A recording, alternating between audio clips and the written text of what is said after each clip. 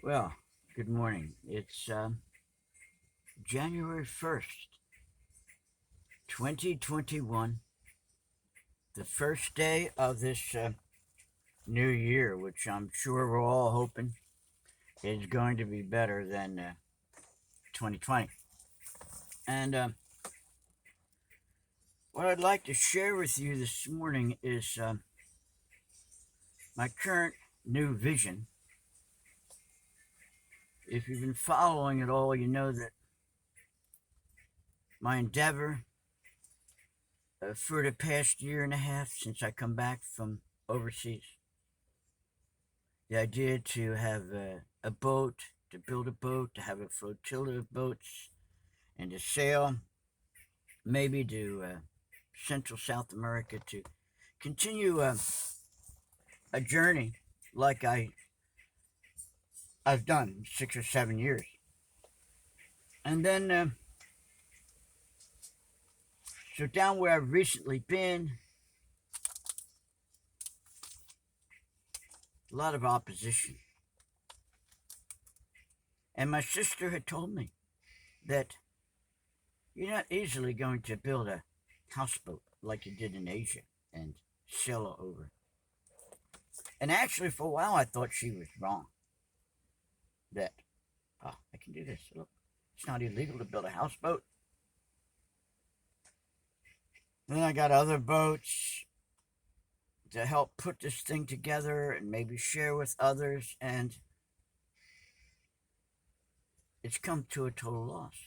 And I'm still working through some of the consequences. And but I have a new vision. My life, I'm not trying to brag about it.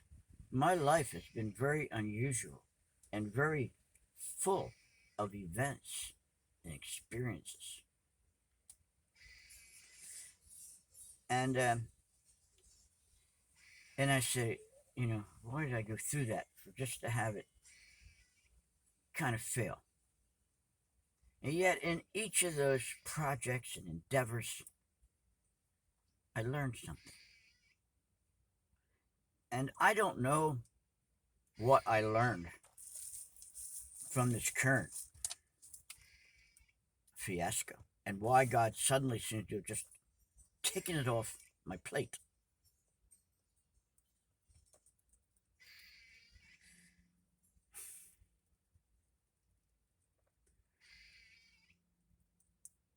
I had years ago a project in Bucks County called New Family Ministries. And I had the opportunity to enter into a purchase contract for $1 million campground. And I had grandiose visions of what I was going to do there. I mean, because this property had a little cabins people could live in, had a beautiful stream flowing through it. And I said, wow, we could invite other people and we could share this property here and divide it up. And we're all going to be part of this co op. And it had a gymnasium on it and it had dormitory style buildings there, a couple big stone farmhouses on it. And I said, we're just going to share this property. But I was very naive about just launching something of this nature. And it was a Christian endeavor, too. So I started inviting people. Someone would call them homesteaders, and I said, okay, that can be your plot. There's a cabin there, or build what you want. And we were going to share this. And there was a county prison about 15 miles south of there. I said, you know what? These people come out, they can come up here, and we'll try to rehabilitate them.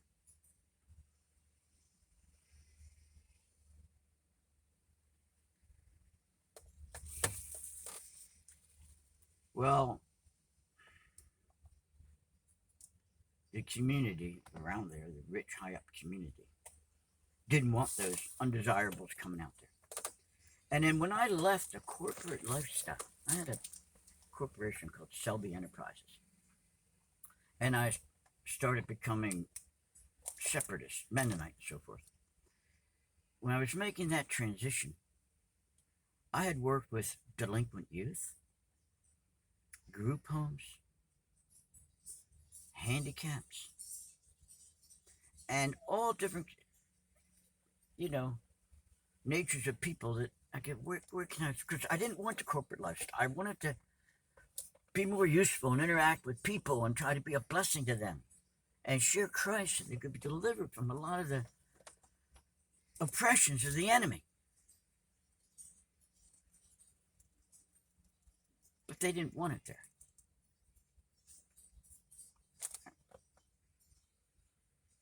And I had a meeting, a meeting with zoning officers and lawyers and different people from the area there.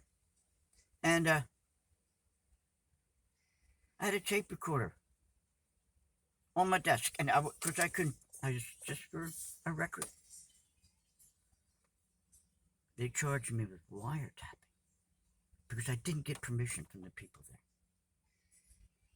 And they yanked me out of there with a horrendous bail. It took me a month to get it out of that jurisdiction and get it. In the meantime, they put a cease and desist. They closed the whole project. Lost. Gone. Square one.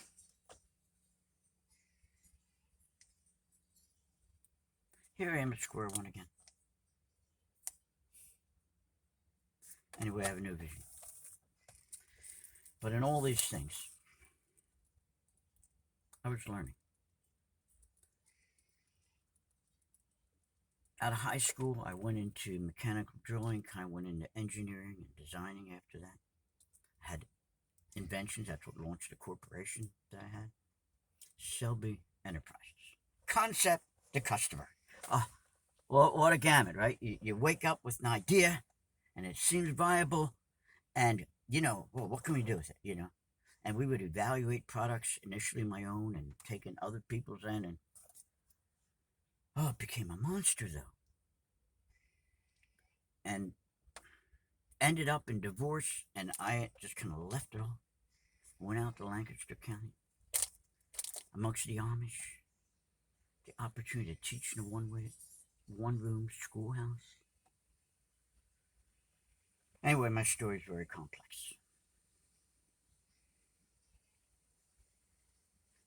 But I haven't given up my faith that God is in my life. And teaching me these things for a reason.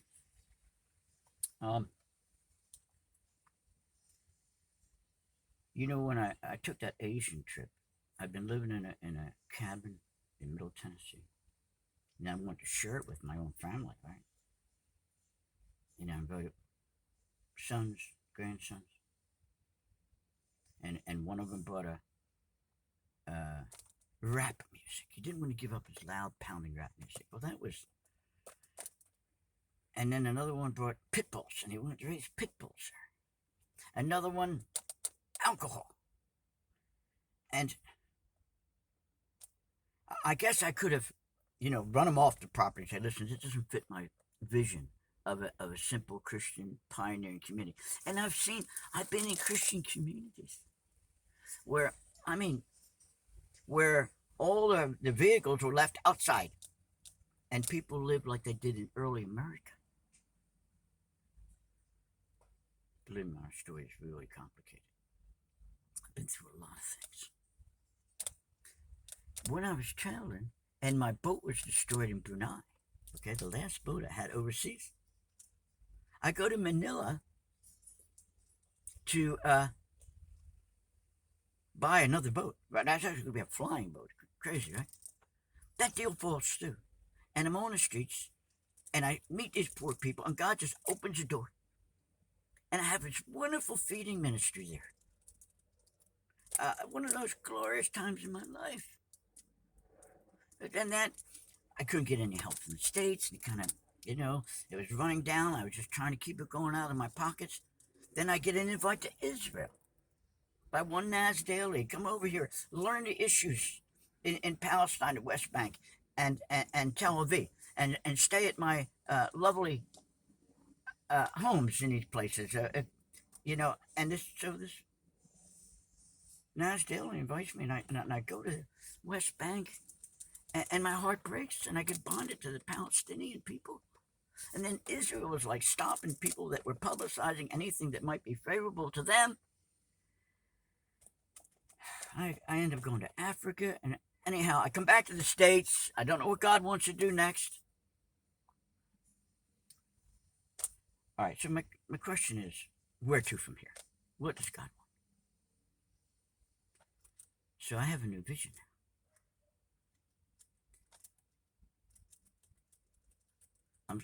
Like with my boats, I was going to head down towards Venezuela. I was going to island hop maybe down there, or take the Gulf, sail the Gulf around.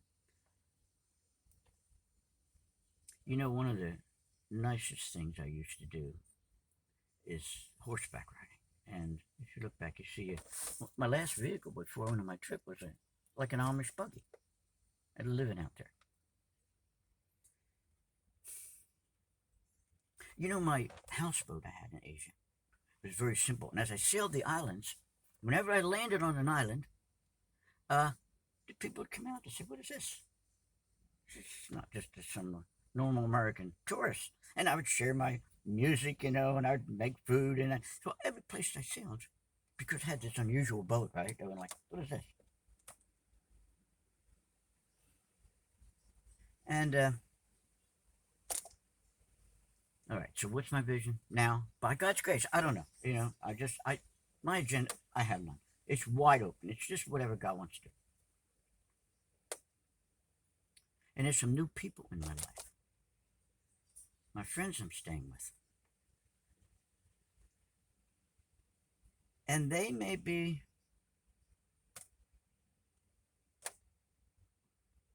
involved to some extent, because they have different gifts. We'll see what God, anyhow, by myself or with others, as of now, once everything's taken care of down here in Palm Beach, I'm still thinking of getting a covered wagon and a horse or two, and like with my boat, traveling, sharing, and people intrigued with, who is this man? What is he about? And head down to Mexico, Central South America, and do like I was doing. If the Lord opens opportunity, if I get support to open missions and try to bless people with food and shelter and medicine, and I've been thinking trades. I met two people very recently, last night. And one of them wants to learn electrical, to do electrician work. Another one wants to be like a nurse. And I'm thinking of all the different gifts that you could set up a mission and not just feed people, but have like so many countries. Do you know that I'd go to a place, not one person with any medical knowledge, not even basic first aid. They'd have to get on it. I've seen a beautiful child die because they had to take her in a little boat 5 hours, and it wasn't something that someone with some basic knowledge. I heard about it after that. Heartbreaking. People dying from things that CPR could, or a little sugar. Their diabetes, just childbirth and so forth. Some of them don't have anyone nearby to help them. So you could have these missions that could help temporary housing, like the Christian community. People built their own little homes and things, like the vision I have with New Family Ministry. People with crafts, you can help teach them and so forth like that. So as I'm hoping other people join this caravan, okay? But either way, this is by God's grace, and He's going to support me and back me, I hope and pray. I mean, maybe it'll come to naught, just like projects before. But as I go, if I can open up missions, and, like Paul traveled and he set up churches, and they grew, and they blessed people. The seeds that you plant, like right now, okay, this is a type of seed. And sometimes you share something. You may never see the fruit or the result of it. You plant a seed, and it may manifest, it may come up somewhere else and bless somebody. And there's so much I could share here. I made some notes today. I want to tell you this, friend, though. The enemy, even in this country, drugs, meet people. Devastating my own family. My daughter was miraculously delivered. You can look through my videos on YouTube. You see how she was, and God struck her down with an aneurysm. And I went up there, and we all prayed, and God miraculously delivered her, and she's clean, 100%. These people you meet that are in all types of oppressive, poor situations, if you don't give them the gospel of Jesus Christ, they're going to go right back there. Okay? The gospel of Jesus Christ. Yeah, you can feed them, but you can give them Jesus Christ and last them for an eternity. It can change their life. It can deliver them from the demons that are oppressing them. Feed them, teach them, give them medicine. These people don't have antibiotics in a lot of places, whatever. You don't give them the gospel of Jesus Christ, the enemy's still got them. They're not going to have vision, not going to hope, they're not going to have power.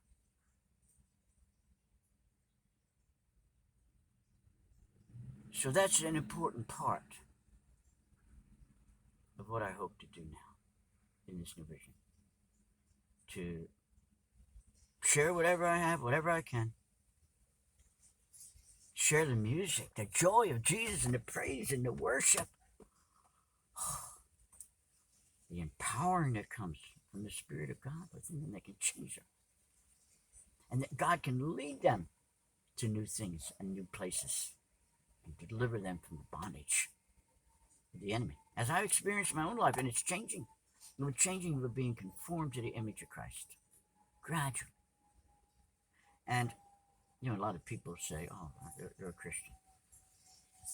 There isn't change going on in their life. But that old man isn't dying. That old nature, that corrupt nature.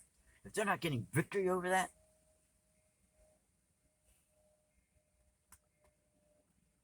good question whether they're born again, whether they're genuinely saved. If they can live in riches and see people suffer and not be broken to help them, these televangelists with their big jets and all this. Sorry, I'm getting on my soapbox now.